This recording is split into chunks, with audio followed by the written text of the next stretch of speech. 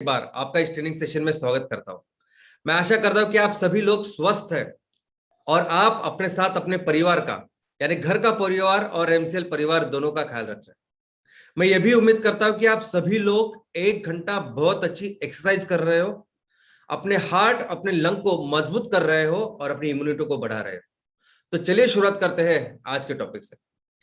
दोस्तों, आज के टॉपिक में बिजनेस एक ऐसी चीज है कि जिसमें जिस सेक्टर में आप काम करते हो उस सेक्टर में जो आपके कॉम्पिटिटर्स हैं वो ये नहीं सोचेंगे कि कितने अच्छे और विशाल विजन के साथ आप काम कर रहे हैं, किसान के लिए काम कर रहे हैं, इस देश के लिए काम कर रहे हैं या धरती माँ के लिए काम कर रहे हैं। बिजनेस में कंपटीशन इतना टफ होता है, वो सिर्फ ये सोचते हैं सामने वाले कि अगर मेरे पैसे इसमें लगे हैं तो मुझे मेरे पैसे वापस आने चाहिए।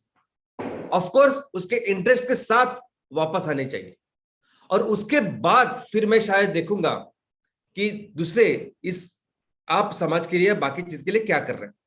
लेकिन दोस्तों, इसके अलावा भी ये कंपटीशन जो होता है, कंपटीशन ऐसा समझिए कि मार्केट में जब हम अपने कंपनी अपने बिजनेस को लेके एस्टेब्लिश होते हैं तब शायद कंपटीशन शुरू हो सकता है। जब आप कोई प्रोडक्ट तैयार करते हो, आप उस प्रोडक्ट को मैन्युफैक्चर करके उसको बेहतर से बेहतर प्रोडक्ट तैयार करने की कोशिश करते हो, उसके उसके मार्केटिंग के लिए, प्रमोशन के लिए बहुत एक अच्छी स्ट्रेटेजी आप इस्तेमाल करते हो।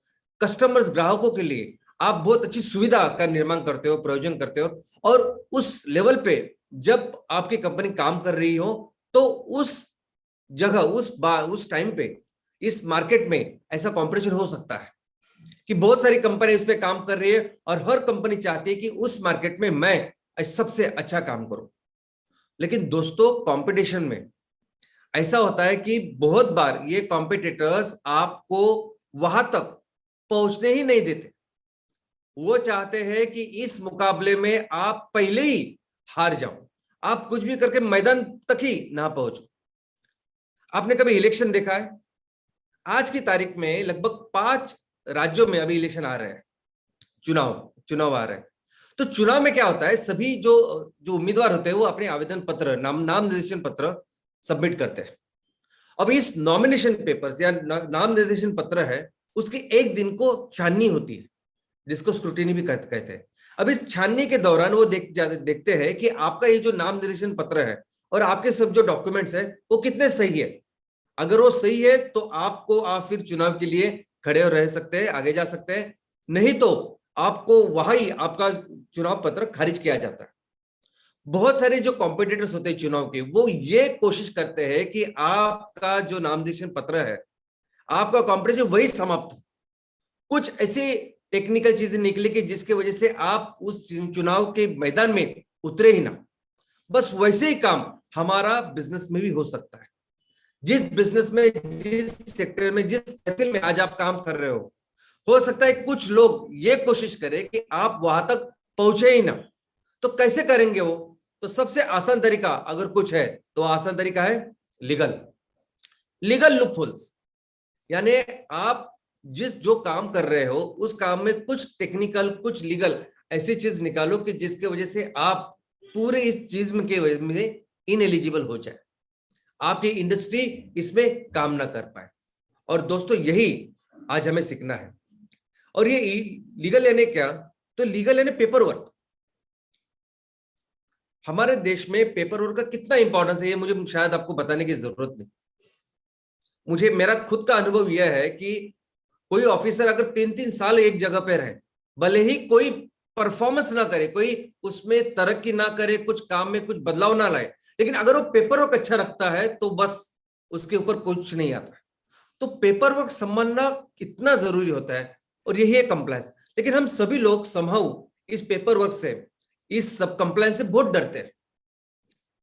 आप सभी लोग जो जो भी उद्योजक हम लोग काम करते हैं, तो इस कंप्लायंस से, इस पेपर वर्क से, गवर्नमेंट की एजेंसी से अगर कोई पेपर भी आया, कोई नोटिस भी आया सिंपल कोई, तो बहुत डर जाते हैं हम लोग।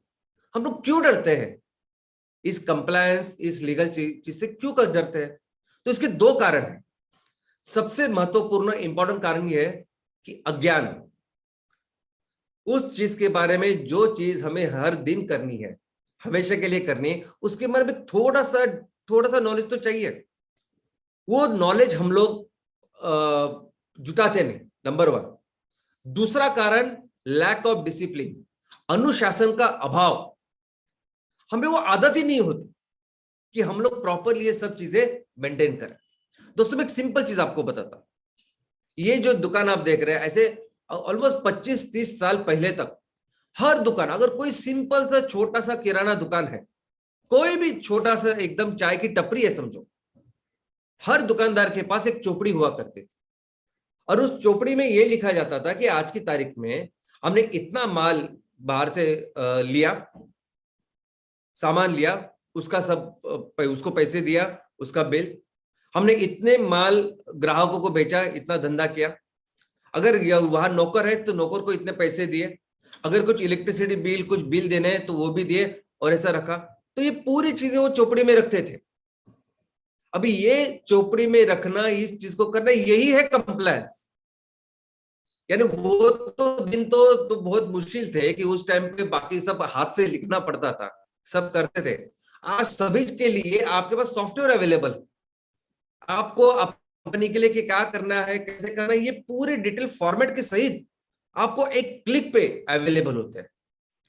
तो फिर क्या क्या चीज होती है कि जिसकी वजह से हम लोग करते नहीं और डरते रहते हैं बार बार, कंप्लायंस कंप्लायंस कंप्लायंस। दोस्तों मैं आपको कहूंगा कि हमें इसमें एक्सपर्ट होने की जरूरत नहीं, हमें कुछ डिग्री लेनी नहीं है, कुछ करना नहीं है, लेकिन जिस विषय में हम लोग काम कर रहे हैं, अगर हम लोग एमपीओ के लिए काम कर रहे हैं, एमपीओ में काम कर रहे हैं, एमपीओ को प्रमोट कर रहे हैं, और वो बहुत मुश्किल काम है, 10,000 15,000 मेंबर बनना वो बहुत मुश्किल काम है। अगर वो हम लोग कर रहे हैं तो थोड़ा सा वक्त, थोड़ा सा काम हमारी जिम्मेदारी ये भी है कि हम लोग उसके बारे में अपना नॉलेज बढ़ाएं। और उस नॉलेज बढ़ाने के लिए आपको बहुत बड़े बड़े ग्रंथ लाने की जरूरत नहीं, तो आपको मार्केट में बहुत छोटी छोटी किताबें मिलती है दोस्तों, एकदम छोटी सी। यानी अगर आप बहुत बड़े ग्रंथ वगैरह, जैसे मैंने कहा कि हमें डिग्री नहीं हासिल करनी है, लेकिन अगर एमपीओ के बारे में आप बात कर रहे हैं, प्रोड्यूसर कंपनी के बारे में बात कर रहे हैं, या कोई भी चीज जिसमें आप इन्वॉल्व हो, उसके बहुत छोटे से बुक आपको बाजार में, मार्केट में अवेलेबल है।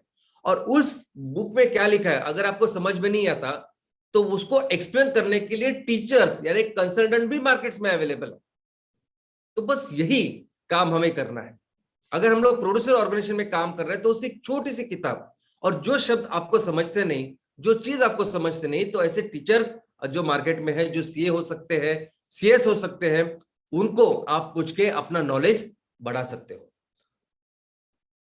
और कई सारे एग्जाम्पल, मैं हमेशा कहता हूं कि इतिहास पढ़ना बहुत जरूरी है, बहुत सारी चीजें हम लोग सीखेंगे।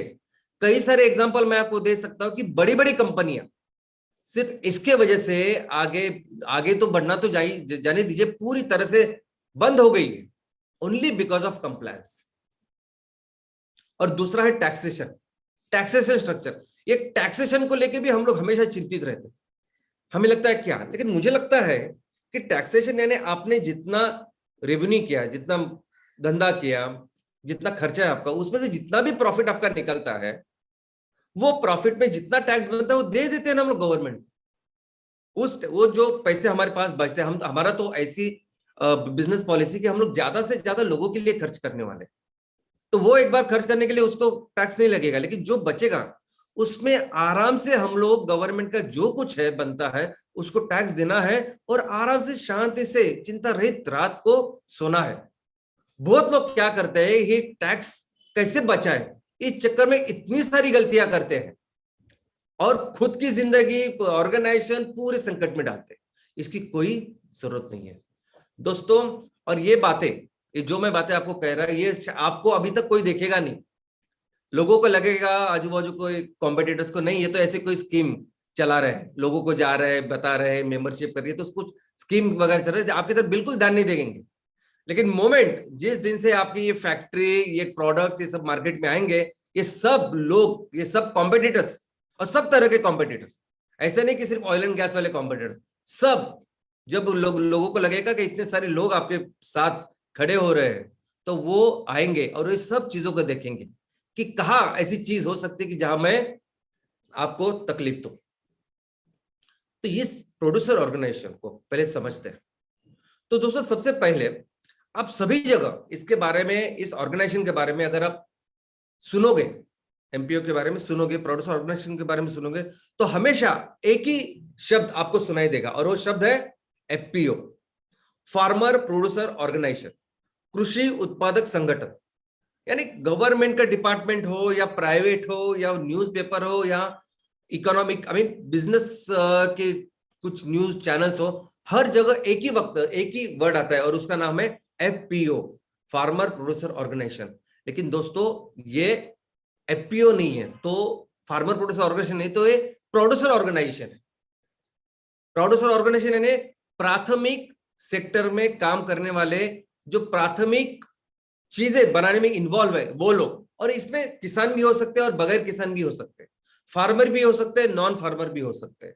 आप इसमें खेती भी कर सकते हो, लेकिन खेती के साथ पशुपालन है, मच्छी फिशरीज है, और इसके रिलेटेड मधुमक्खी पालन से लेके दूध से लेके जो कुछ कर सकते वो भी है। लेकिन उसके साथ हस्तकला, कुछ हैंडीक्राफ्ट कुछ है वो भी शामिल है। अगर हमारे गांव में कुटीर उद्योग है, छोटा सा ग्राम उद्योग है, वो भी शामिल है। ये सभी लोग इस प्राइमरी सेक्टर में जो काम कर रहे हैं उनको हम लोग प्रोड्यूसर ऑर्गेनाइजेशन में उनको इकट्ठा कर सकते हैं। दोस्तों अभी इसकी शुरुआत कैसी हुई? तो 1969 में एक वाई के अलग कमेटी की स्थापना हुई। अब ये वाई के अलग कौन है? तो ये साहब जिनको आप देख रहे हैं, ये हमारे देश के बहुत जाने माने एक अर्थतज्ञ थे।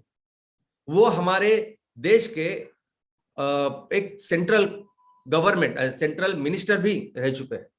दुनिया की सबसे बड़ी, जो सबसे इंपॉर्टेंट जो यूनिवर्सिटी है अर्थशास्त्र की, वहां उन्होंने अपनी पढ़ाई की। तो एकदम ब्रिलियंट ऐसे पर्सन जिनके अंदर ये कमेटी की स्थापना हुई और उनको ये काम सौंपा गया था कि आप अपने देश में, हमारे देश में ये जो गरीबी है, इस गरीबी का कुछ प्रमाणीकरण कीजिए कि कैसे हम लोग समझे कि कौन गरीब है और कौन उस रेखा के ऊपर है, कौन उस रेखा के नीचे है। आप क्या समझोगे? और आपने अभी तक क्या सुना होगा? पैसे, इनकम, शहरी भागों में इतनी इनकम हो, ग्रामीण भागों में इतनी इनकम हो, तो फिर वो गरीबी रेखा के ऊपर हो सकता है, गरीबी रेखा के नीचे हो सकता है। लेकिन दोस्तों उन्होंने ये परिभाषा बदली। उन्होंने बोला कि नहीं, ये कैलोरी में होना चाहिए, कौन कितना खाता है उसके ऊपर ये सब होना चाहिए। लेकिन ये तो रही एक बात जो इन्होंने प्रमाणीकरण दिया। लेकिन उन्होंने कहा कि अगर हमें जड़ से इस गरीबी को हटाना है तो एक ही काम करना पड़ेगा, और वो काम था खेती, एग्रीकल्चर। उन्होंने बोला कि अगर हमें इस गरीबी को ही हटाना है, चाहे वो रुपए के इसमें आप कैलकुलेट करिए, नहीं तो कैलोरीज में, अगर इसको हमेशा के लिए हटाना है तो हमें एग्रीकल्चर के ऊपर फोकस करना पड़ेगा, हमारे खेती के ऊपर ध्यान देना पड़ेगा। और उस खेती को कैसे हम लोग बिजनेस की तरह करें, प्रॉफिटेबल करें, किसानों को पैसे दे, उससे ये गरीबी हटेगी। और तब से फिर ये रिकमेंडेशन आया और पहली बार 2002 में हमारा जो कंपनीज एक्ट है, जिसके तहत पूरे कंपनियों का कारोबार चलता है, उसमें पहली बार वो इंट्रोड्यूस हुआ।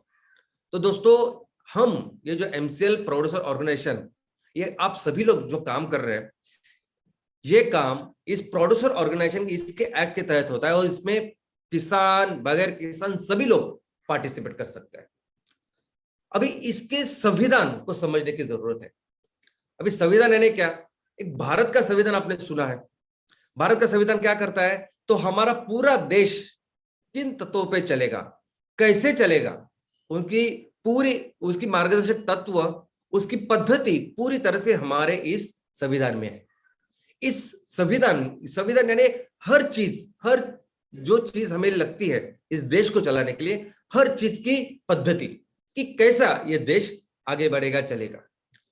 और इस संविधान में एक बहुत अहम चीज होती है जिसका नाम है प्रीएम्बल। अभी प्रीएम्बल का अगर आप लिटरल मीनिंग ले लोगे तो इसका नाम आप कह सकते हैं इसको प्रस्तावना। लेकिन ये प्रीएम्बल सिर्फ प्रस्तावना नहीं है, तो ये पूरे हमारे भारत के संविधान की आत्मा है, ये भावना है, ये एक सोच है कि किस सोच के साथ हम अपने इस संविधान का निर्माण कर रहे हैं, किस सोच के साथ हम अपने भारत को देख रहे हैं, देखने वाले आने वाले दिनों में। तो प्रीएम्बल इस पूरे संविधान का एक आत्मा है।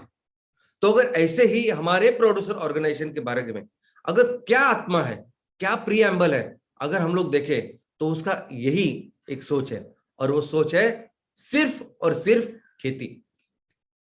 हमारे खेती का आर्थिक विकास, ये एक ही सोच है इस प्रोड्यूसर ऑर्गेनाइजेशन की।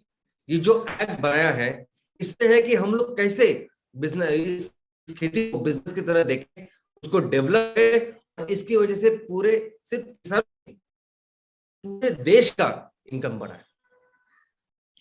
लेकिन क्या जरूरत थी, क्या जरूरत थी स्पेशली किसानों के लिए या इस प्राइमरी सेक्टर के लिए, किसान, बगैर किसान और छोटे छोटे लोगों के लिए एक स्पेशल एक्ट लाने की। तो दोस्तों तब तक यानी दो तरह के बिजनेस होते थे, एक है कोऑपरेटिव बिजनेस और दूसरा कॉर्पोरेट बिजनेस। कोऑपरेटिव बिजनेस में क्या होता है कि सभी लोग इकट्ठा आते हैं, चाहे वो किसान हो चाहे वो बगैर किसान हो, लोग इकट्ठा आते हैं और बिजनेस करते हैं। और इसमें क्या होता है कि इसमें वो आर्थिक भी उनके उद्देश्य होते हैं और सामाजिक उद्देश्य भी होते हैं। तो और वो खेती भी करते हैं और खेती के बगैर बाकी के बिजनेस भी करते हैं। कॉर्पोरेट में कैसे होता है कि ऐसे ऐसे लोग कि जिनके पास बहुत सारे पैसे हैं, वो आते हैं, वो फैक्ट्री का निर्माण करते हैं, वो सब कुछ अपने तरीके से चलाते हैं और सिर्फ ये देखते हैं कि मैं इतना पैसा डालूंगा और मुझे इतना पैसा मिलना चाहिए। ये सामाजिक जो चीज है वो शायद वो इतनी ज्यादा देखते नहीं। लेकिन इस कोऑपरेटिव में क्या हुआ, कोऑपरेटिव का फोकस था कि ये ग्रामीण जो हमारे खेती है इसका विकास होना चाहिए, लोगों का इनकम होना बढ़ना चाहिए। इस सब कोऑपरेटिव मूवमेंट से हमें उद्योजक तैयार करने थे, लेकिन बने क्या, पॉलिटिशियंस।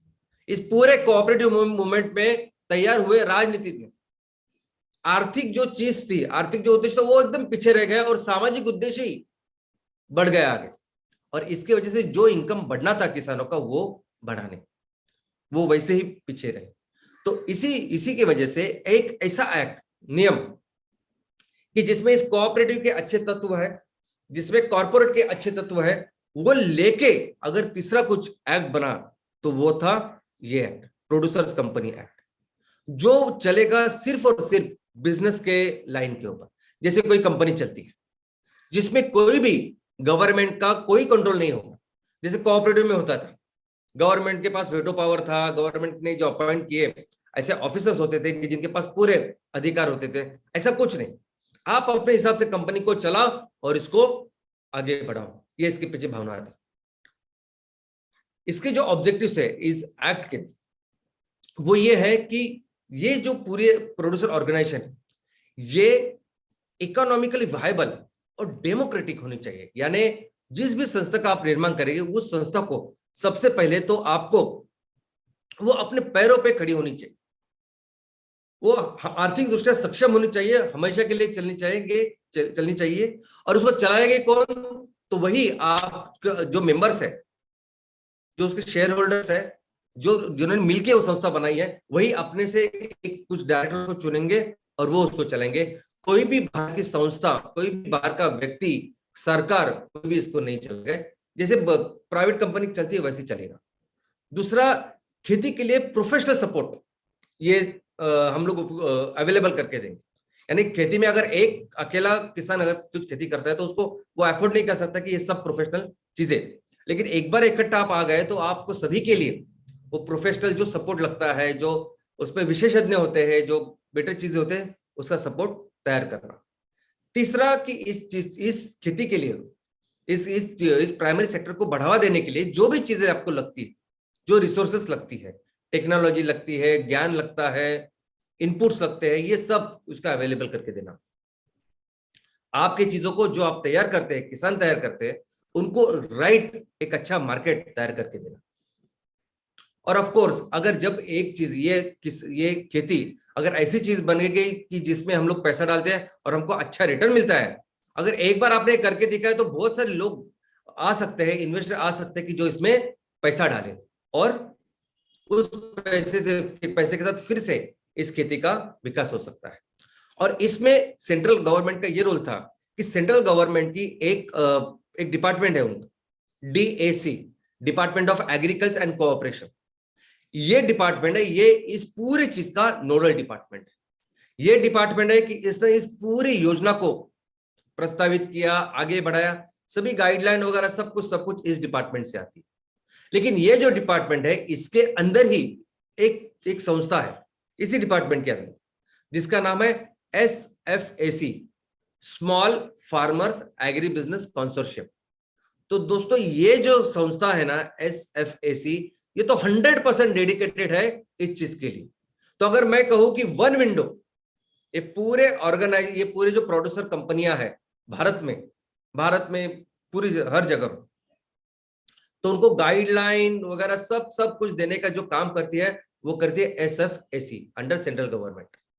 इसके अलावा जो स्टेट गवर्नमेंट है, हर स्टेट गवर्नमेंट अपने हिसाब से ये जो इसको जो बढ़ावा देने का काम है वो करती है, क्योंकि एग्रीकल्चर वैसे देखा जाए तो स्टेट का सब्जेक्ट है, सहकार देखा जाए तो स्टेट का सब्जेक्ट है। तो इस तरह से सहकार तो अभी एक सेंट्रल केंद्रीय मंत्रालय भी खुल गया है, लेकिन एग्रीकल्चर स्टेट का सब्जेक्ट है, तो स्टेट अपने डिपार्टमेंट से इसको बढ़ावा देने का काम करती है। तो इसकी कुछ गाइडलाइन हमको समझने होंगे दोस्तों। इसके गाइडलाइन प्रोड्यूसर ऑर्गेनाइजेशन क्यों बनाई, क्या सोच के बनाई, ये आपको और बेहतर समझेगा जब आप समझेंगे कि इसको बनाते कैसे। सबसे पहले हम लोग जानते हैं इसके गाइडलाइंस। नंबर 1, इसका एक पहला जो प्रिंसिपल है वो प्रिंसिपल है ओपन एंड वॉलंटरी मेंबरशिप। इसका मतलब है कोई जात, धर्म, लिंग, भेद, इसके आधार पर कोई भेदभाव नहीं होगा, कोई भी इसका मेंबर बन सकता है। दूसरा है डेमोक्रेटिक, यानी यहां जो इसको चलाएंगे वो सिर्फ होंगे फार्मर, किसान। यहां कोई भी बाहर के व्यक्ति इसको चलाएंगे नहीं, और जो चलाने वाला जो संचालक मंडल रहेगा, जो डायरेक्टर्स की बॉडी रहेगी, उनको भी चुन के देंगे वही लोग, चुनाव करके इसको चुन के देंगे। और हर आदमी, हर व्यक्ति, चाहे उसके पास कितने भी वोट्स हो, चाहे आपके पास 5 वोट हो या 5,000 हो, सॉरी कितने भी शेयर्स हो प्रोड्यूसर ऑर्गेनाइजेशन के, चाहे आपके पास 5 शेयर हो या 5,000 शेयर्स हो, आपको सिर्फ एक ही वोट मिलता है। ये इसका खास फीचर है। इकोनॉमिक पार्टिसिपेशन, आप इसके कैसे मेंबर्स बन सकते हैं, कैसे सदस्य बन सकते हैं, तो आपको आर्थिक सहयोग करना पड़ता है, यानी आपको इसके शेयर्स लेने पड़ते हैं, आपको कुछ आर्थिक चीज इसमें इन्वॉल्व करनी पड़ती है। तो एक ही तरीका है किसी भी प्रोड्यूसर ऑर्गेनाइजेशन के मेंबर बनने का, वो है शेयर्स लेना। शेयर्स के अलावा इसका कोई तरीका ही नहीं है। और ये कंप्लीटली एक स्वायत्त और स्वतंत्र ऐसी संस्था है, कोई भी बाहर की ऑर्गेनाइजेशन, कोई भी गवर्नमेंट की ऑर्गेनाइजेशन इसको कंट्रोल नहीं कर सकती। और ये इसका एक प्रिंसिपल ये है कि ये रेगुलरली हमारे किसानों के लिए ट्रेनिंग, एजुकेशन, इंफॉर्मेशन, इसके बारे में जानकारी दे, रेगुलरली उनको बताए। देखो ऐसे होता है कि अभी मैं डॉक्टर हूं, मैंने अभी डॉक्टरी पास की है और मैं अभी अपना क्लिनिक चला रहा हूं, और कोई बहुत सीनियर है जिनकी उम्र 60-70 साल है और बहुत साल से प्रैक्टिस कर रहे हैं, लेकिन अगर कोई नई उपचार पद्धति आती है डॉक्टरी में, कोई नए ड्रग आता है, कोई नया दवा आती है, तो उस दवा को समझाने के लिए, बताने के लिए, ट्रेनिंग देने के लिए हमारे सेमिनार्स होते हैं, और इसमें सभी लोग रहते हैं, नए भी होते हैं, जूने भी होते हैं, पुराने भी होते हैं, और इनको बताते हैं। उस सेमिनार को हम लोग कहते हैं कि कंटिन्यूअस मेडिकल एजुकेशन, CME। वैसे ही किसानों के साथ भी होना चाहिए ना। हमारे किसान 50 साल से भी जो खेती पहले 50 साल पहले करते थे वो आज भी कर रहे हैं। तो इस खेती के क्षेत्र में जो भी बेहतर से बेहतर टेक्नोलॉजी आ रही है, डेवलपमेंट हो रही है, वो हमारे किसानों को मिलना चाहिए। एक बहुत इंपॉर्टेंट प्रिंसिपल इसका है। दूसरी अच्छी बात है कोऑपरेशन, यानी कई सारे प्रोड्यूसर ऑर्गेनाइजेशन एक दूसरे के साथ मिलके बिजनेस कर सकते हैं, और ये हमारे लिए बहुत अच्छा है। सोचे कि ऐसा तहसील कि जहां ग्रामीण क्षेत्र ज्यादा है, जहां खेती ज्यादा है, वहां ज्यादा हम लोग इस बायोफ्यूल का निर्माण कर सकते हैं। शायद वहां बेच नहीं सकते ज्यादा, क्योंकि वहां शहरी भाग कम होगा, मार्केट कम होगा, लेकिन वही जो बना हुआ फ्यूल है वो हम लोग ऐसी जगह पे लेके जा सकते हैं, ऐसी तहसील में कि जहां मार्केट अच्छी है, और वहां बेच सकते हैं। तो ऐसा कोऑपरेशन इस सभी प्रोड्यूसर ऑर्गेनाइजेशन में हो सकता है। और ऑफ कोर्स अपने समाज के लिए कंसर्न, अपने समाज के लिए दायित्व, और मुझे लगता है कि एमसीएल में इस सबसे अहम, सबसे इंपॉर्टेंट ऐसी चीज है। तो दोस्तों इसको समझते हैं प्रोसेस, इसके कैसे फॉर्म होता है। तो ये भी, ये देखिए जो चीज है, अभी हम सभी लोग अपने अपने तहसील में इस चीज को प्रमोट कर रहे हैं, लेकिन इसके पीछे जो विचार था, टेक्निकल चीज तो आपको कहीं भी मिल जाएगी, किताब आप पढ़ेंगे तो आपको टेक्निकल पता चल जाएगा। लेकिन ये सेमिनार, ये जो प्रेजेंटेशन, इसके जरिए मैं आपको ये बताना चाहता हूं कि इसको सोच को भी समझिए आप, ओके, कि सोच को समझिए कि किस तरह से हम लोग अगर डेवलपमेंट करने की सोच रहे हैं, एग्रीकल्चर की तरफ देख रहे हैं, तो किस तरह से जो जिन्होंने प्लानिंग की उन्होंने सोचा होगा। तो नंबर 1 कि कोई तो चाहिए इस चीज को इनिशिएट करने के लिए। तो अभी गवर्नमेंट ने कायदा कानून बनाया, उन्होंने बनाया कि किसान आप सब लोग आप इकट्ठा आओ, आप ये सब करो, हम लोग बाहर से आपको कुछ तंग नहीं करेंगे या कोई इंटरफेयर नहीं करेंगे, ओके। लेकिन कोई तो शुरुआत करनी चाहिए। बहुत बार क्या होता है कि एक अच्छा तरीका ये होना चाहिए कि आप लोगों को एजुकेट करते हो, ज्यादा से ज्यादा किसानों को, लोगों को बोलते कि देखो ऐसे ऐसा प्रोड्यूसर ऑर्गेनाइजेशन आप कर सकते हो, लेकिन इसको बहुत टाइम लग सकता है, शायद हो भी ना, क्योंकि कौन आएगा आगे और ये करेगा। तो इसके लिए उसने और एक चीज की व्यवस्था की है जिसका नाम है रिसर्च इंस्टीट्यूशन इस एक्ट में। तो ऐसी कोई संस्था, ऐसी कोई कंपनी, ऐसा कोई पर्सन, ऐसी कोई व्यक्ति, एनजीओ, कोई भी रिसर्च इंस्टीट्यूशन हो सकता है, गवर्नमेंट की कोई संस्था हो सकती है। और वो क्या कर सकते हैं, किसी गांव में जाके, किसी ग्रामीण क्षेत्र में जाके लोगों को इसके बारे में जानकारी देके उनको प्रमोट करने के लिए हेल्प कर सकते हैं, सभी तरह का उनको मार्गदर्शन कर सकते हैं, इसलिए उनको होते हैं रिसर्च इंस्टीट्यूशन। अभी ये जो मार्गदर्शन करने का काम है, आज के तारीख में जितने भी प्रोड्यूसर ऑर्गेनाइजेशन भारत में बन रही है, बन चुकी है, मैक्सिमम जो रिसर्च इंस्टीट्यूशन है वो सरकारी संस्था है। और ज्यादा से ज्यादा प्रोड्यूसर ऑर्गेनाइजेशन अगर भारत में किसने बनाया है तो वो है नाबार्ड। तो हम लोग आने वाले दिन में अभी थोड़े इस पे देखेंगे कि नाबार्ड ने कितने बनाए हैं। तो दोस्तों ये एक रिसर्च इंस्टीट्यूशन होती है, और वो कैसी शुरुआत करती है, तो सबसे पहला कदम होता है कि काम कहाँ करना है।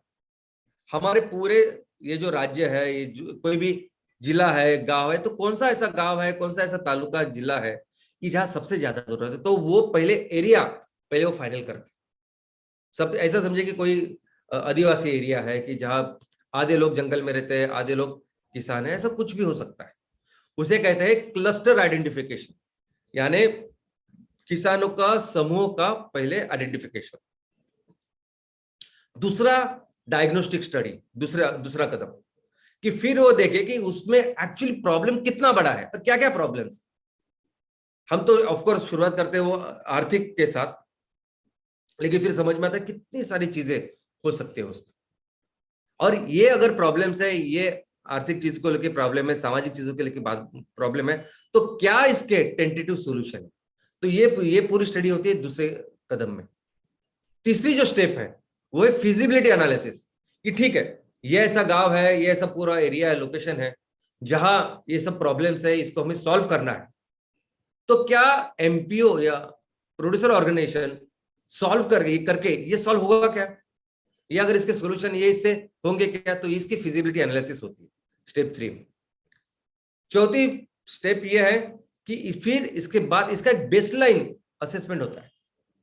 तो इस जगह पे कितने लोग रहते हैं, क्या करते हैं, उनकी कितनी खेती है, क्यों खेती नहीं हो रही है, वो सब कलेक्शन, वो डेटा, यानी एक्चुअली क्या फैक्ट्स है, क्या फिगर है, उसका वो पहले उसको इकट्ठा करते हैं। और आगे की जो पांचवी जो पायरी है, जो स्टेप है, वो ये है कि फिर वो डिसाइड करते हैं कि बिजनेस क्या करना है। तो बिजनेस जो प्लानिंग है वो ये सब चीजें ड्यू डिलीजेंस करने के बाद वो बिजनेस की प्लानिंग आती है। चलो इस एरिया को अगर डेवलप करना है तो हमें ये सब चीजें करनी पड़ेगी, ये बिजनेस को आगे बढ़ाना पड़ेगा।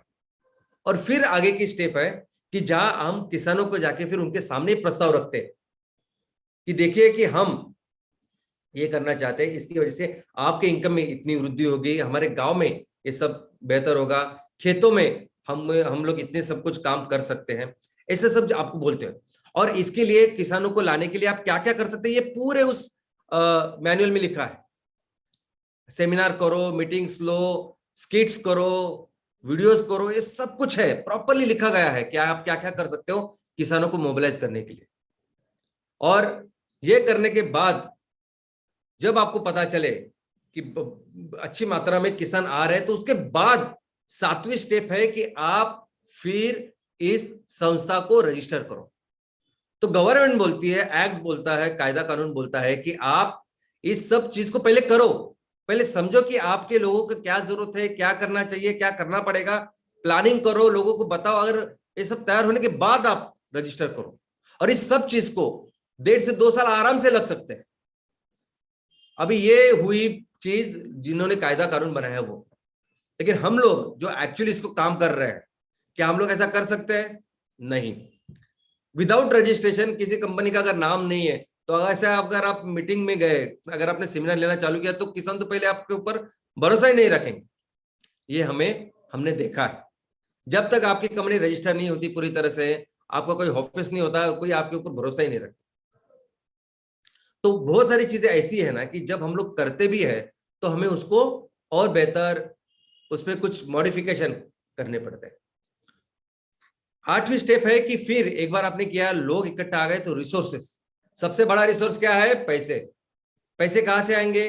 तो एक तो आपने जो चंद सबका कंट्रीब्यूशन है वो, और फिर उसके ऊपर आप लोन निकालो, फंडिंग करो, फंडिंग के ऊपर काम करो। दूसरा मैन पावर, इसको अगर चलाना है संस्था को, तो कोई एक अच्छा आदमी रहेगा जिसको नॉलेज अच्छा है, कोई एग्रीकल्चर का आदमी लगेगा, कोई आईटी का आदमी लगेगा, ये सब। और मटेरियल, अगर आपको इसका ऑफिस तैयार करना है, लॉजिस्टिक के लिए, किसानों के लिए काम करना है, तो बहुत सारी चीजें आपको इसमें लगेगी। वो सब रिसोर्सेज का मोबिलाइजेशन करना।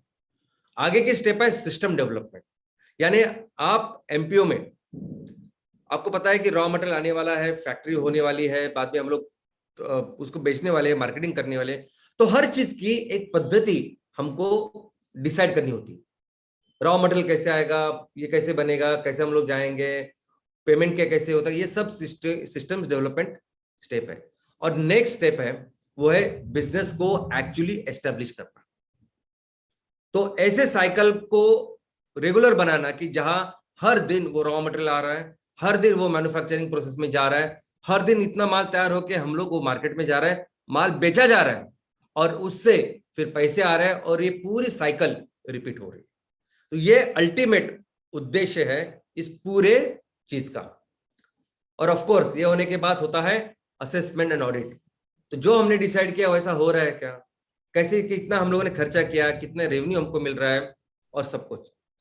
लेकिन अच्छी बात तो यह है कि आज की तारीख में इतने ये सॉफ्टवेयर को लेके इतने सारी चीजें अवेलेबल है, हमें इतनी सारे टूल्स अवेलेबल है। मैं तो कहता हूं कि आप सिंपल सभी सारी चीजें आप अपने एक सिंपल छोटे से मोबाइल में भी रख सकते हो।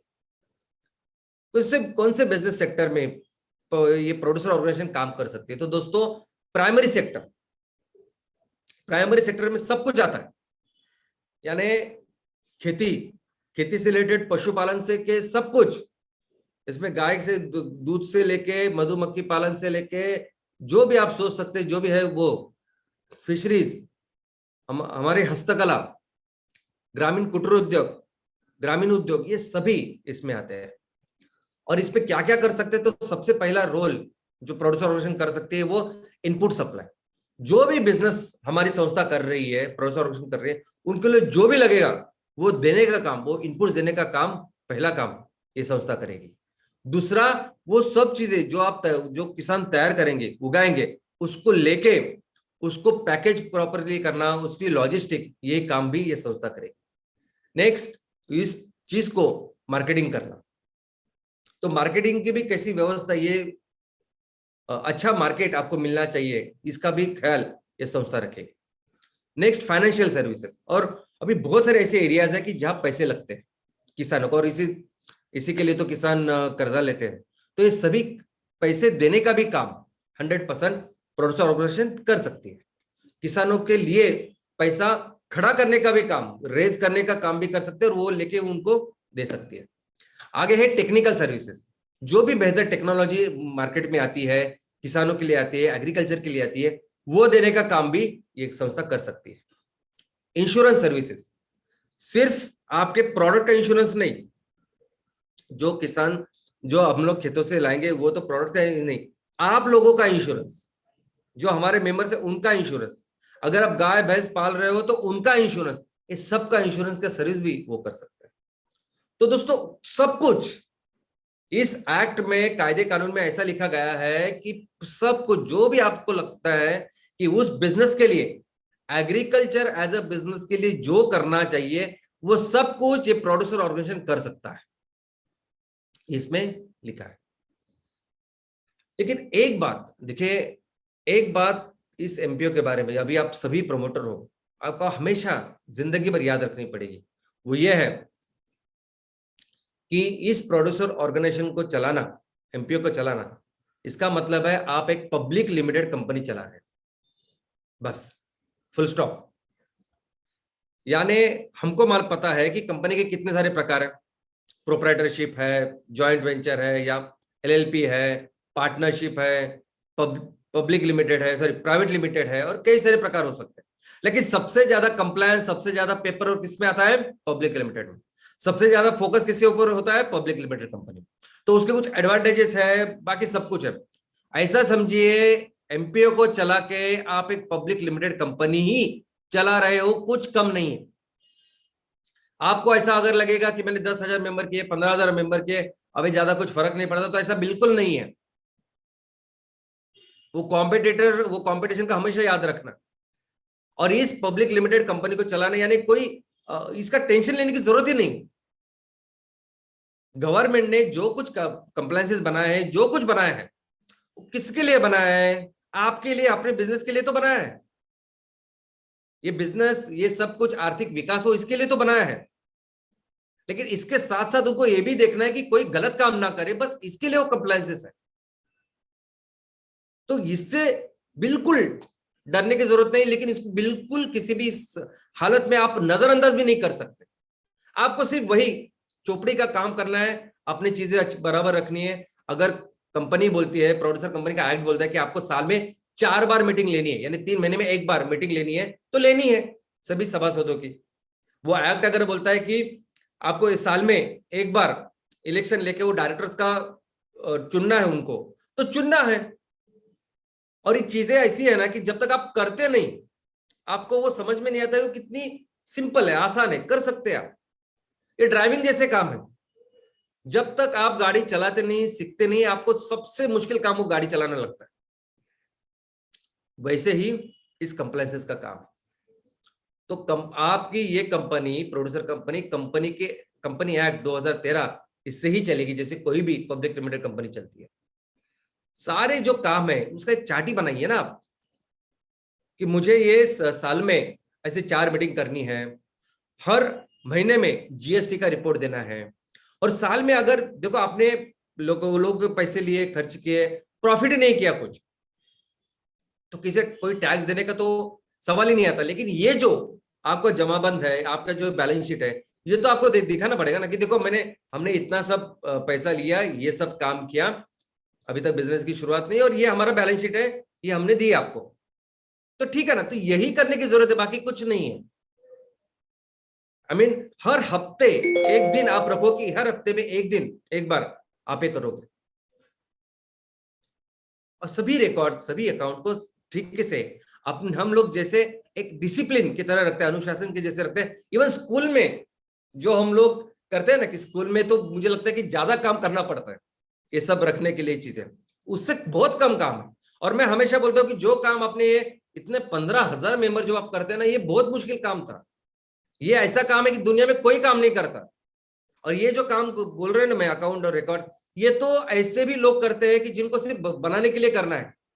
जैसे मैंने सरकारी बाबू का एग्जांपल दिया आपको, और ऐसे बहुत सारे लोग हैं प्रमोटर जो प्रोड्यूसर कंपनी इसलिए बनाते हैं कि उनको कुछ कुछ सेवा, शासन, गवर्नमेंट की कुछ स्कीम होती है, उसका लाभ उठाना होता है। बस वो उसके लिए अच्छा जबरदस्त पेपर वर्क उनका रहता है, भले फील्ड पे काम जीरो हो। तो आप ये सब कुछ बहुत ही आसानी से, आराम से कर सकते हो। लेकिन वो क्या स्ट्रैटेजी है कि जिसकी वजह से हम इस सब कंपटीशन से आगे रहेंगे? Blue ocean strategy. 2 तरह की स्ट्रैटेजी, रेड ओशन स्ट्रैटेजी जिसमें एक ही समंदर में सभी लोग एक दूसरे का खून कर रहे हैं, खून बहा रहे हैं उस कंपटीशन के लिए, बिजनेस के लिए। और एक दूसरी स्ट्रैटेजी है कि जिसमें हम अपने खुद का एक सागर निर्माण कर रहे हैं, ओशन निर्माण कर रहे हैं, और जहां हमें इस कंपटीशन की जरूरत ही नहीं देखने की। तो कैसे कर सकते हो, तो उसका तरीका क्या है? तो दोस्तों, उसका तरीका पहले मैं आपको बता दूं कि इसकी बेसिक अंडरस्टैंडिंग यह है कि आज देखो हम लोग एमपीओ डिस्कस कर रहे हैं, ओके। तो एमपीओ जब डिस्कस कर रहे हैं तो मैं आपको ये पूरा करके इसके इसके बारे में आपको बता रहा हूं। तो एमपीओ का एक सोल्यूशन दे रहा हूं कि देखो एमपीओ में ऐसी ऐसी चीजें हैं, ये सब होता है, सब ऐसे करना पड़ता है। लेकिन जिस तरह के बिजनेसेस हम लोग कर रहे हैं, आप हम पूरे एमसीएल फैमिली में हम लोग जो काम कर रहे हैं, आपको पता नहीं कि आने वाले दिनों में क्या क्या बेचेंगे आप। आने वाले दिनों में 100% ऑर्गेनिक इडली भी बेचनी है आपको, आने वाले दिनों में 100% ऑर्गेनिक वड़ा पाव भी बेचना है, और बिस्किट भी, ग्लूकोज बिस्किट। तो आने वाले दिनों में तो इतने सारे बिजनेस एंटिटीज होगी, फ्रेंचाइजी हो सकती है, सेल्फ हेल्प ग्रुप हो सकता है, और कुछ चीजें हो सकती है। तो इतना सारा काम हमें बिजनेस में करना है। ये बात सिर्फ एमपीओ की नहीं है, एमपीओ क्या है वो समझाने की। आज के दिन में तो बायोफिल स्टार्टअप भी है, एमबीएस। आज की तारीख में तो एमवीपी भी है, विलेज प्रोजेक्ट। इसके अलावा बहुत सारी चीजें आने वाली है। तो हर बार ये टेम्पररी मैं आपको दवाई नहीं दे सकता। मैं चाहता हूं कि आप सक्षम बने, मैं चाहता हूं कि आप अपने पैरों पे खड़े हो, आप आत्मनिर्भर हो जाए कि एक्चुअली कोई भी चीज अगर नहीं आती है, नहीं करनी है, तो कैसे उसको करें, कैसे हमेशा इस कंपटीशन के आगे रहे, इस कंप्लायंस लीगल के भी आगे रहे। और उसका दोस्तों एक ही तरीका है, और वो तरीका है ज्ञान। वो एक ही तरीका है कि इसके बारे में अपना ज्ञान बढ़ाओ, पढ़ो, समझो, पढ़ो, पढ़ाई करो और समझो।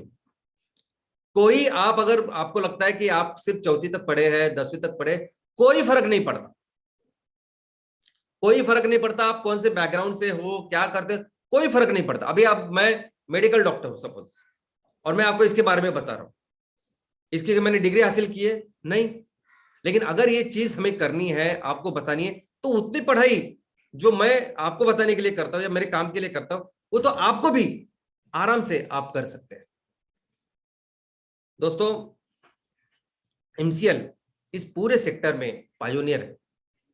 एमसीएल आज के तारीख में हम सभी लोग मिलकर जो काम कर रहे हैं ना, वो जिंदगी में अभी तक किसी ने किया नहीं, पूरी दुनिया में कहीं नहीं हो रहा है। ये सादा बायो सीएनजी का हम लोग जिस प्लांट की शुरुआत आपके तहसील में कर रहे हैं ना, 100 टन पर डे इनपुट का, और जो कर रहे हैं, करने वाले हैं, कर रहे हैं, जिसकी शुरुआत अभी हो चुकी है बहुत जगह पे। ये प्लांट भी इस कैपेसिटी का पूरी दुनिया में कहीं लगा हुआ नहीं है, सिर्फ बायो सीएनजी का, और ऐसे प्रॉपर सिस्टमैटिक वे में। और दूसरा, हम लोग तहसील में इतना ही नहीं, हम तो अपने तहसील के अपना जो पोटेंशियल है इसके अनुसार प्लांट लगाने वाले हैं। आपके तहसील में कम से कम 10, 15, 20, 25 ऐसे प्लांट लगेंगे कम से कम। तो ये रही बात बायो सीएनजी की। लेकिन वैसे ही organic farming, eco friendly project, ये प्रोडक्ट्स, इसके बारे में जो हम लोग काम कर रहे हैं ना, ये पूरे दुनिया में जिस लेवल का हम लोग काम कर रहे हैं अभी, वो नहीं करते हैं कोई। प्रोड्यूसर ऑर्गेनाइजेशन में भी हम लोग जिस लेवल का प्रॉपर सब कुछ ब्लूप्रिंट लेके आज की तारीख में काम कर रहे हैं, ऐसे नहीं कोई काम कर रहा है। हम पहली बार है जो काम कर रहे हैं। तो दोस्तों, इसके लिए आपको पहले पढ़ना पड़ेगा इसके बारे में। कोई नहीं है बाहर जो आपको बताएगा, इसके बारे में पूरी जानकारी देगा, उसके पास पूरी किताब होगी, ऐसा कोई नहीं है बाहर।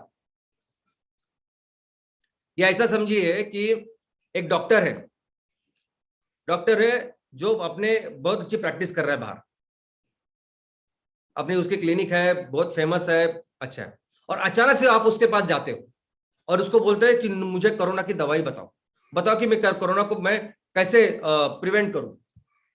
अब इसको पता ही नहीं कोरोना क्या है। कोरोना तो पहली बार उसने कभी उसके किताब में होगा, वो कब होगा, और उस किताब में भी कोरोना वायरस का एक छोटा सा मेंशन है, जो मैंने भी पढ़ा है, छोटा सा मेंशन। किसी को क्या पता कि ये कोरोना के बारे में इतनी पूरी आंधी आने वाली है और सब कुछ तबाह होने वाला है। तो फिर बाद में वो डॉक्टर जाएगा, उस कोरोना वाक्य के बारे में पढ़ेगा, उसकी सब जानकारी लेगा, इन्वेस्टिगेट करेगा, दवाई ले, तब जाके आपको बताएगा ना। वैसे ही सेम अपने प्रोड्यूसर ऑर्गेनाइजेशन का है। जो भी सीए जिनके साथ आप लोग अभी जाते हो डिस्कस करके, उनको पता ही नहीं है प्रोड्यूसर ऑर्गेनाइजेशन क्या होता है, कैसे किया जाता है, उनको पता ही नहीं, क्योंकि हर दिन जिस काम में वो रहते हैं उनके सामने ऐसा कोई केस ही नहीं आता ना। हो सकता है कि एक आध दूसरे जिन्होंने काम किया हो, लेकिन बहुत सारे लोग सीए से तो उनको पता ही नहीं कि इसकी क्या क्या सब चीजें हैं। उनको जाके पढ़ना पड़ेगा, काम करना पड़ेगा, तब जाके वो आपको गाइड कर पाएंगे। और ऐसे लोगों के पास जब आप जाते हो तो ऐसे लोग आपको बहुत ज्यादा कंफ्यूज कर देते, और यही हो रहा है आज की तारीख में। आप इसके बारे में यहां वहां जाने की कोशिश करते हो, यहां वहां पूछते हो, लेकिन और ज्यादा से ज्यादा कंफ्यूज होते हो, जबकि बात बहुत ही सिंपल है। और मैं आज आपको वो पूरा क्लियर करने वाला हूं। मैं आपको कुछ इसके पहले कुछ स्टैटिस्टिक्स यानी इसके बारे में, इस प्रोड्यूसर ऑर्गेनाइजेशन के बारे में एक्चुअली क्या परिस्थिति है वो बताना चाहता हूं। अभी अक्टूबर 21 में नाबार्ड के जो चेयरमैन है, उन्होंने पत्रकार परिषद ली और उन्होंने बताया सभी को कि भारत में ऑलमोस्ट अभी 10,000 प्रोड्यूसर ऑर्गेनाइजेशन है, और उसमें से 5,000 नाबार्ड ने प्रमोट किए हैं, और उसमें से कुछ ऐसे कि जिनको अभी हम लोग लोन भी दे रहे हैं, ऐसा उन्होंने कहा। तो आने वाले दिनों में ये प्रोड्यूसर ऑर्गेनाइजेशन को हम लोग आगे बढ़ाएंगे और ये सब कुछ।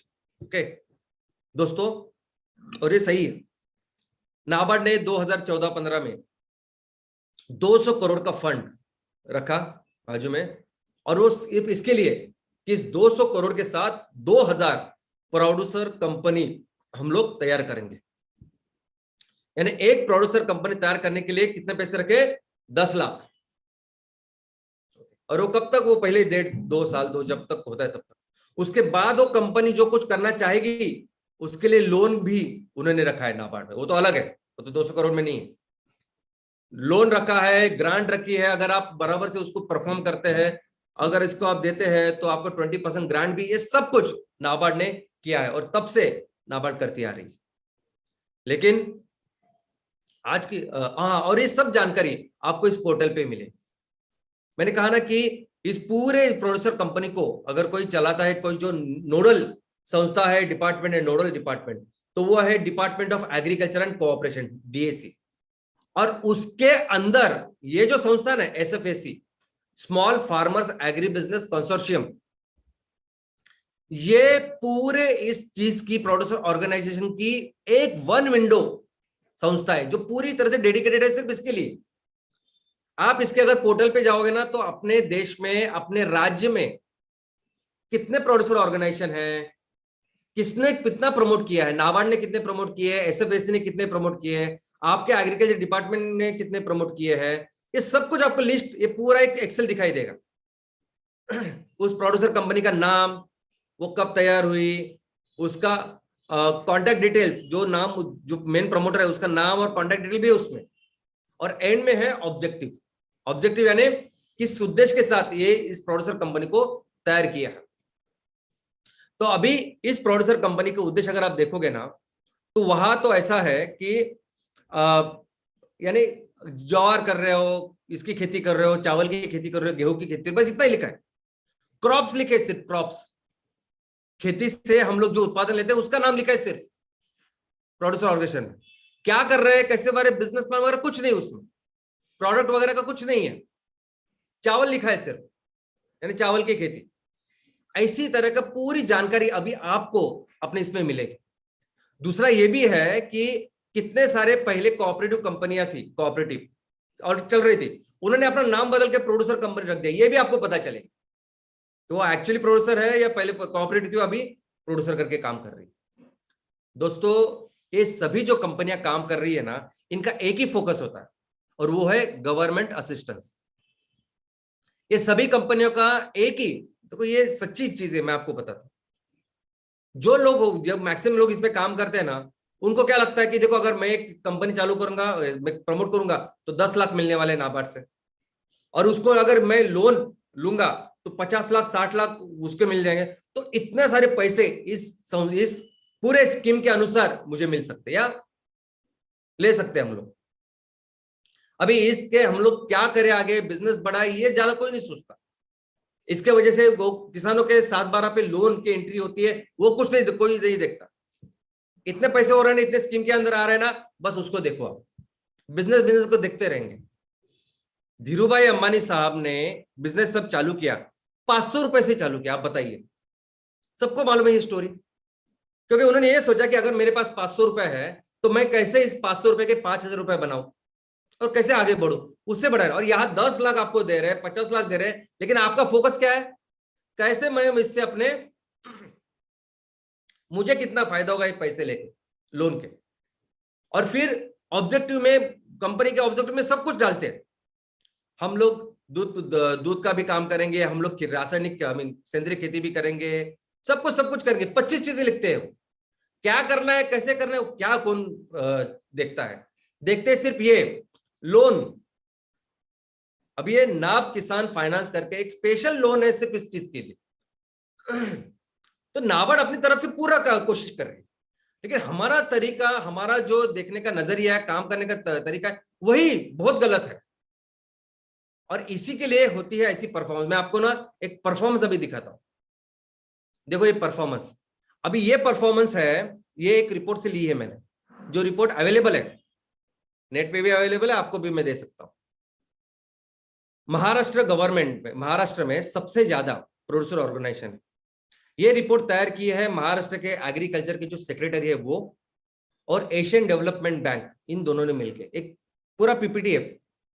उस पीपीटी के एक स्लाइड एक, तो उन्होंने कहा है कि अभी 10,000 हम लोग बोल रहे हैं, तो बहुत ज्यादा महाराष्ट्र में है प्रोड्यूसर ऑर्गेनाइजेशन रजिस्टर्ड 1,690। ये रिपोर्ट है अक्टूबर 2019 की। तो उस टाइम पे कितने थी प्रोड्यूसर ऑर्गेनाइजेशन, 1,690। उसमें से अभी ये ऑर्गेनाइजेशन ने क्या, बिजनेस एंटिटी है ना, बिजनेस करना चाहिए उन्होंने, कि आपका इतना प्रॉफिट है, इतना टर्नओवर है, ये सब दिखना चाहिए ना। तो अभी टर्नओवर, सिर्फ रेवेन्यू के बारे में बात करते, सिर्फ टर्नओवर के बारे में बात करते, उसमें से 740 कंपनियां, उसका एक भी रुपए का टर्नओवर नहीं है, और जो काम ही नहीं कर रही है, जिसका कुछ भी रिपोर्टिंग कुछ नहीं, ऐसे 308 कंपनी है। तो 1,048 कंपनियां ऐसी कंपनियां हैं कि जिनका 1 रुपए का रेवेन्यू नहीं है। तो 1690 जो कंपनियां हैं उसमें से 1,048 ऐसी कंपनियां की जिनका जीरो पूरे इसमें रेवेन्यू है, कुछ भी नहीं है। और ऐसा मानते हैं कि नाबार्ड की फिगर है कि हर इसके साथ प्रोड्यूसर कंपनी के साथ 450, 400, 450, 500 किसान शामिल है। तो क्या कर रहे हैं, तो किसी को कुछ पैसे हो रहे हैं, कुछ कर रहा है, कमा रहा है, कुछ नहीं। और जो बचे हुए 600 है, वो 600 में से तो 340, यानी आधे से ज्यादा जो कंपनियां हैं उसका रेवेन्यू प्रॉफिट नहीं, रेवेन्यू साल का 10 लाख से कम है। अगर साल का 10 लाख है तो महीने का कितना, 80,000 हो गया। तो ऐसा समझ सकते कि 80,000 रुपए हो रहा है, और सिर्फ 100 मेंबर है आपके, 500 नहीं, 100 मेंबर है आपके पास। तो हर एक को कितने मिले, किसानों को 800 रुपया। अगर 1 लाख रुपए आपका टर्नओवर है महीने का, तो हर किसान को मिला 1,000 रुपया। यहां वो कहते हैं कि 10 लाख और 50 लाख के बीच में जो टर्नओवर है, ऐसे 200 कंपनी है, यानी महीने में पकड़ते 1 लाख से ज्यादा, 1 लाख से 5 लाख और महीने का, और 50 लाख से ज्यादा जिनका टर्नओवर ऐसे 100 कंपनी है, तो पकड़ते उनका कि महीने का 5 लाख। अगर महीने का 5 लाख भी टर्नओवर है और 100 सिर्फ किसान है, 100 किसान, तो 5 लाख और 100 किसान, तो सिर्फ 5,000 है पर हेड टर्नओवर। आप समझते हो, ये परफॉर्मेंस है। आप समझते हो हम लोग एमसीएल में क्या करने वाले, क्या कर रहे हैं। एमसीएल में हर तहसील में कम से कम 100 टन बायो सीएनजी का उत्पादन करना है, और वो 100 टन बायो सीएनजी तो बाद में हमने रॉ मटेरियल के ऊपर अपना एक टारगेट फोकस किया कि उसके लिए कम से कम 2,000 टन हर दिन नेपियर ग्रास उस फैक्ट्री में जाना चाहिए। आज आप शुरू करने वाले हैं 100 टन के साथ, तो ऐसे 20 यूनिट कम से कम हमको लगानी है आपके तहसील में, क्योंकि पोटेंशियल है उतना। देखो हम लोग ऐसे ख्वाब नहीं देख रहे। आपके गांव में अगर आप भी काम करते तो आपको पता होगा, 1500 हेक्टेयर अगर जमीन चाहिए तो वो तो आप आराम से आज भी आपके पास तैयार हो। तो उस 1500 हेक्टेयर से फिर 2000 टन हर दिन का आने वाला है। और 2000 टन जब हर दिन का अपने फैक्ट्री में आएगा, किसानों को हम हर दिन 20 लाख रुपए देंगे हर दिन। और हर दिन जब 20 लाख रुपए आप किसानों को देंगे, टर्नओवर करेंगे, तब वो साल का होता है 72 करोड़, 72 करोड़। एक हमारे तहसील के एमपीओ का जो टर्नओवर है, उसकी ये कैलकुलेशन हमारी है मिनिमम। और ये मन घड़न नहीं, कुछ ऐसा नहीं, मुझे पता है कितने सारे आपको आप खुद काम कर रहे हो। 1500 हेक्टेयर आपके यहाँ तहसील में आज तैयार है। यू ही नहीं, हम लोग पूरी दुनिया में आर्थिक महासत्ता थे। 90% हम लोग जीडीपी तैयार कर रहे थे, क्योंकि ये हो रहा था एग्रीकल्चर के साथ जो हमें अभी करना है। तो अभी coming back again, legal compliances. अभी इस कंप्लायंसेस के बारे में, लीगल के बारे में, एमपीओ के बारे में मैं आज आपको कुछ रिसोर्स मटेरियल देने वाला हूं। ऐसा रिसोर्स मटेरियल की जो आपको अपने पास उसकी कॉपी तैयार करनी है, निकालनी है इमीडिएटली। आज ये अपना प्रेजेंटेशन खत्म होने के बाद इमीडिएटली मैं आपको मटेरियल देने वाला हूं, जो आपको सिर्फ पढ़ना है। सबसे पहला है ये मैनुअल। दोस्तों, एक एमपीओ मैनुअल किसने बनाया मालूम है आपको? ये बना है उसी नोडल संस्था ने, department of agriculture and cooperation. ये बनाया है उनके तहत जो पूरी तरह से फोकस जो काम करी एसएफएससी ने, उन्होंने बनाया। और ये हिंदी में भी है, अंग्रेजी में भी है। इसको पढ़ने के लिए सिर्फ 2 घंटे लगते हैं। अगर आप एक जगह पे बैठोगे ना तो 2 घंटे में ही आप पढ़ पाओगे। लेकिन ऐसा समझते कि आप कभी पढ़ते ही नहीं, आप ज्यादा कुछ पढ़ने की आदत नहीं, फिर भी मुश्किल से 1 दिन लगेगा आपको इसको पढ़ने के लिए। इतना सिंपल, इतना आसान शब्दों में इसको लिखा गया। जो भी आपको आज की तारीख में क्वेरीज है ना, एक भी क्वेरी नहीं रहेगी अगर आप इसको सिर्फ पढ़ोगे तो। इसके अलावा एक एफएक्यू मैं आपको दे रहा हूं। ये एफएक्यू नाबार्ड ने बनाया है खुद। ये थोड़ा सा बड़ा है, 150 पेजेस का है। इसमें तो दुनिया की कोई ऐसी चीज नहीं प्रोड्यूसर ऑर्गेनाइजेशन के बारे में जो इन्होंने एक्सप्लेन नहीं की है। यानी ऐसे भी उन्होंने दिया कि ये प्रोजेक्ट है, इस प्रोजेक्ट को इतने पैसे लगेंगे, आप अगर प्रोड्यूसर कंपनी बनाते तो उसको इतने पैसे लगेंगे, और वही हो सब कुछ रिसर्च ऑर्गेनाइजेशन के हिसाब से। उससे लेके आप कितने मेंबर, क्या करोगे, कैसे करोगे, कितना क्या करना है, पूरे फॉर्मेट बिरमट सब कुछ इसमें दिया। तीसरा अगर आप कंप्लायंस के बारे में सोच रहे हैं, आप सीएस को पूछते हो ना क्या करना है, क्या करना है, कैसे करना है, तो उनके ही डिपार्टमेंट ने एक इंस्टीट्यूशन है सभी सीएस उनका, उन्होंने बहुत अच्छा काम किया है। तो सभी कंपनी सेक्रेटरीज के उनकी जो संगठन है भारत की, उन्होंने अपने सभी सीएस के लिए एक फ्रीक्वेंटली आस्क्ड क्वेश्चन यानी एफएक्यू, यानी जो क्वेश्चन और उसके आंसर ऐसे बनाए, इतने छोटे से,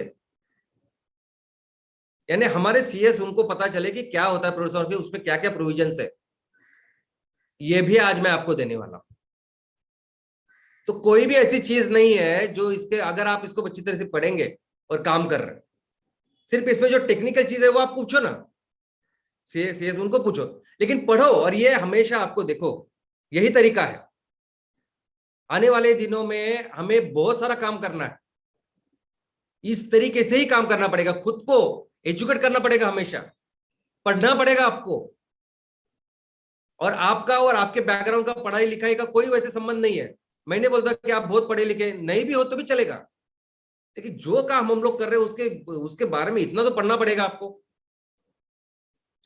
और दोस्तों, आप जो कुछ कर रहे हैं, देखो ये बिजनेस मॉडल्स भी हमारे जो है ना, ये तो बिजनेस सेक्टर एक बात है, ये बिजनेस मॉडल कौन करता है ऐसा काम जो आप सभी ने मिलकर 26 जनवरी को किया? कौन करता है बताइए आप? कौन करता है अपने तहसील के सभी सैनिकों का सत्कार सम्मान? कौन करता है बच्चों के साथ इतने सारे कंपटीशन लेना, उनको इतना आगे बढ़ाना, उनको इतनी प्रेरणा देना? कौन करता है? कौन करता है कि हमारे सभी लोगों को इकट्ठा लेके उनको अपनी कंपनी में शेयर होल्डर बना के, और जितना ऊपर से प्रॉफिट हो वो भी उनमें बांटो? ये पहली बार कर रहे हैं हम लोग सब, ये पहली बार आपकी वजह से हो रहा है। पायोनियर हम लोग ये ट्रिपल बॉटम लाइन प्रोजेक्ट्स में भी बनने वाले हैं। बहुत सारी चीजें हैं दोस्तों कि जो पहली बार होगी, कोई नहीं करता। अपने पैसों के अलावा ज्यादा लोग सोचते नहीं, उनको कोई फर्क नहीं पड़ता ग्लोबल वार्मिंग का क्या हो रहा है, किसानों की क्या हालत हो रही है, नहीं फर्क पड़ता उनको। वो खुद एकदम आराम से रहते हैं। आप जो मेहनत करते हो, आप जो कर रहे हो, कोई नहीं करता। और मेरी आपसे एक ही रिक्वेस्ट है कि आप जो मेहनत, अभी जितनी मेहनत आपने 10-15 हजार मेंबर करवाने में की, ये थोड़ी सी और एक आदत आप इसमें डालिए। और आप सभी का देखो, आप सभी का ना एक अपना कल्चर है। मैं तो हमेशा बोलता हूं ना कि हर तहसील एक अपना अपना राज्य है। अगर मैं मुंबई में यहां बैठ के बताऊं कि आपको ये सब ऐसा काम करना है, तो वो सभी जगह नहीं चलेगा। आने वाले दिनों में कितने सारे प्रोडक्ट बेचने हमको मार्केट में। हो सकता है कर्नाटक में वो प्रोडक्ट बेचेंगे हम लोग कैसे, फ्रेंचाइजी मॉडल में, फ्रेंचाइजी देंगे तो अच्छे रहेंगे शायद। और हो सकता है ओडिशा में, राजस्थान में हम लोग सेल्फ हेल्प ग्रुप, महिला बचत घट है, उनके माध्यम से उसको बेचे, या और कुछ माध्यम हो सकता है, कोई भी माध्यम हो सकता है। आपको उस तहसील के जो प्रमुख हो, जो मेन प्रमोटर हो, आपको सोचना है। आपको अपना राज्य निर्माण करना है, अपने लोगों का, जिनकी अपनी संस्कृति है, अपनी बोली भाषा है, अपना एक कल्चर है, अपने एक सोच विचार है। और ये बहुत अच्छा है, बहुत बढ़िया है। पूरी दुनिया में ऐसा कहीं नहीं है। ये ताकत है अपनी, तो इसको डेवलप करो। लेकिन हर कोई नई चीज जब आपके सामने आएगी और आने वाली है, तो उसको इस तरीके से देखो, छोटी सी किताब देखो, पढ़ो। और इस सबसे कुछ नहीं होता तो हमको ईमेल करो, मैं आपको रिसोर्स मटेरियल बताऊंगा। तो दोस्तों, ऐसे ही जबरदस्त शानदार काम आप करिए। कोई किसी कंपटीशन से वगैरह लड़ने की जरूरत नहीं हमें। कोई कुछ भी करे उस कंपटीशन को लेकर, हम सिर्फ अपना काम बेहतर करें, अपने काम के ऊपर फोकस रखें, और परफॉर्मेंस को इतना आगे लेके जाए, और इससे ही हम लोग लीड करें और पूरी दुनिया को इस सस्टेनेबिलिटी का रास्ता दिखाएं। Thank you very much.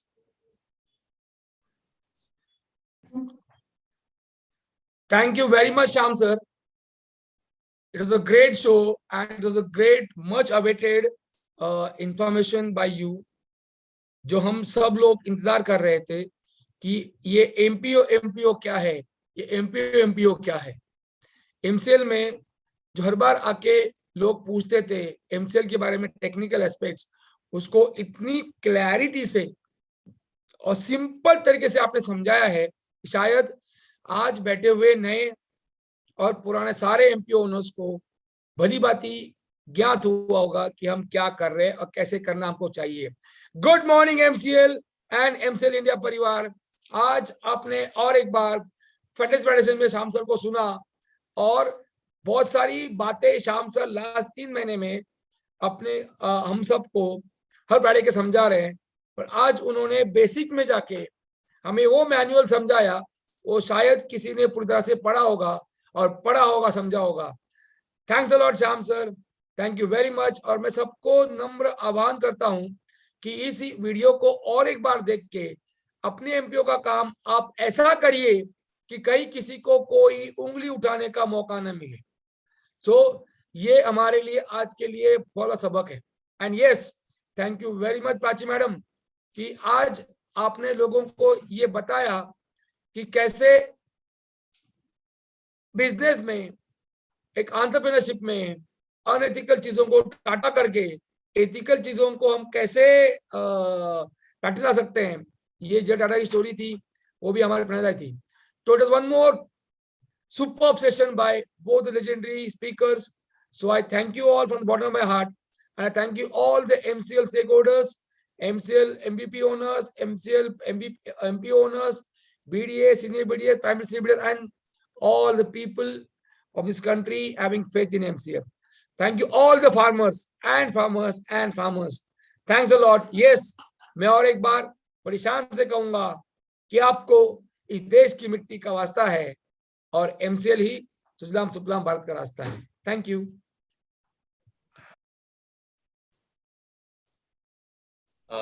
Thank you doctor लेवेस सर, और थैंक यू प्राची मैडम। आपने भी हमें सर जे.आर.डी. टाटा के बारे में बहुत ही अच्छे तरीके से समझा। और थैंक यू श्याम सर, आपने भी हमें एमपीओ के बारे में जो वैधानिक जानकारी थी वो बहुत ही अच्छे और सरल तरीके से समझे। और मैं आप सभी लोगों का शुक्रिया अदा करना चाहता हूँ कि आप भी समय निकाल के इस वेबिनार को ज्वाइन किया और आपने इस वेबिनार को सुना। Thank you very much. और एक महत्वपूर्ण बात, स्वस्थ रहिए, खुश रहिए, अपने सेहत का ख्याल रखिए। और इसी के साथ मैं अभिजीत वर्लीकर, आपका होस्ट, ये घोषित करता हूँ कि आज का वेबिनार यहीं पे समाप्त हुआ। Thank you.